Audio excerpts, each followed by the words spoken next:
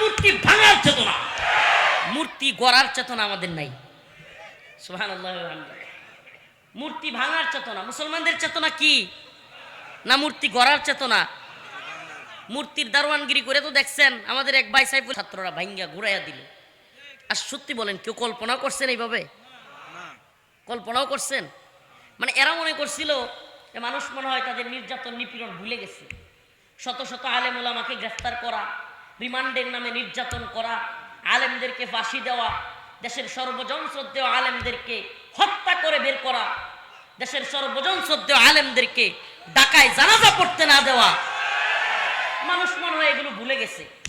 এরা এদের নাপাকিগুলো কিছুটা আসলে কি, আমি কালকেও আমার মামা বা আমার সফর সঙ্গে এদেরকে বলতেছিলাম, যত লড়বে তত ধরা খাবে। মানে মানুষ কিন্তু হয় কি যে কেউ চুপ থাকলে ইচ্ছা করে তো আর ধাক্কা দেওয়া যায় না, এটা কিছু বলতে হয়। মানুষ কি করে, আপনার এটা বলি, শিয়াল এবং ছাগল বকরি দুইজনই পানি খাচ্ছে নদীর মধ্যে। উজানে হলো শিয়াল, বাটিতে হলো ছাগল বকরি। বকরিকে শিয়াল বলছে তুই আমার পানিগুলা করতেছিস। বকরি বেচারা বলতেছে কি মহাশয় আপনি এটা কি বলতেছেন? আপনি উজানে, আমি বাটিতে পানি কিভাবে গুলা করবো, আপনি না আমার পানি গুলা করতেছেন। কই কি তুই আমার সাথে তর্ক করছিস? বইলেই গাড়ি ধরছে। বইলেই কোথায় ধরছে? ঘাড়ের মধ্যে। মানে শিয়ালেও বকরিকে ধরতে হইলে কি করে, একটা অজুহাত খুঁজে। কি খুঁজে? হ্যাঁ, এখন বাঙালিদের অবস্থা হয়েছে এমন যে তোর অনেক কিছু তো ভুলেই গেছিলাম। 5 আগস্ট পিডাইয়া ভাঙ্গিয়া চুইরা গণভবনে গিয়ে আনন্দ টানন্দ কইরা মোটামুটি মানুষ কিন্তু ভুলেই গেছিল।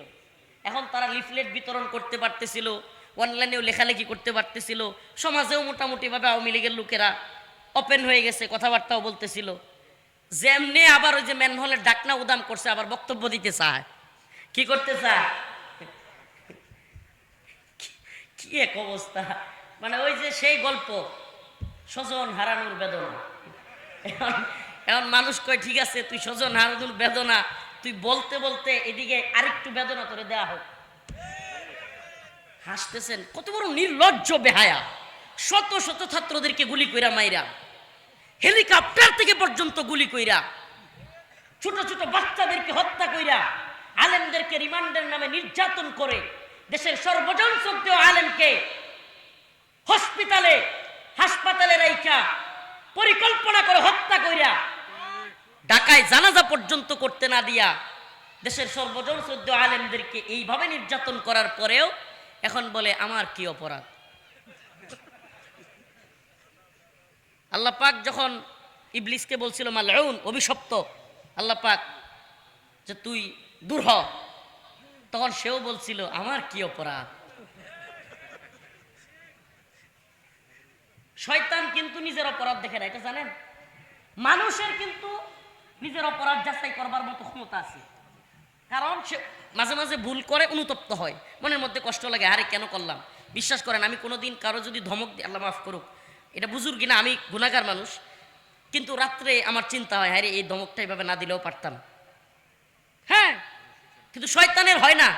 কেন? কারণ সে মনে করে সে সব ঠিক করছে, সে সব ঠিক করছে।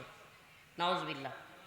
আল্লাহ বলছে যে আদম আলাইহিস সালামকে সিজদা করার কথা, যে আদমকে সিজদা করো, সে বলছে খলাকতানি মিন নার ওয়া খলাকতাহু মিন তিন।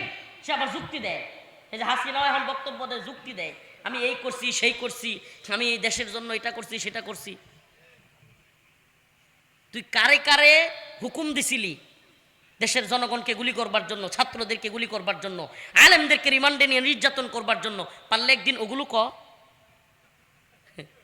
ওই মাঝে মাঝে দেখবেন যে বিভিন্ন মিডিয়াতে অ্যাড দেওয়া হয়, অ্যাড কি একটা আছে না, খাইলে সব সত্য কথা বের হয়ে যায়। এটা খুব একটা ভাইরাল হয়েছিল একটা, ফ্রুটিকা। ওরা ফ্রুটিকা খাওয়া দেওয়া দরকার, হাসিনারে ফ্রুটিকা খাওয়া দেওয়া দরকার ধইরা।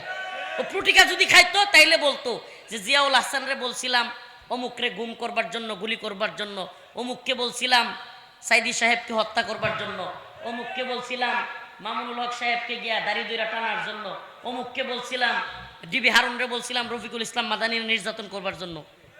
সব ফ্রুটিকা খাওয়াইলে বাইরে যেত।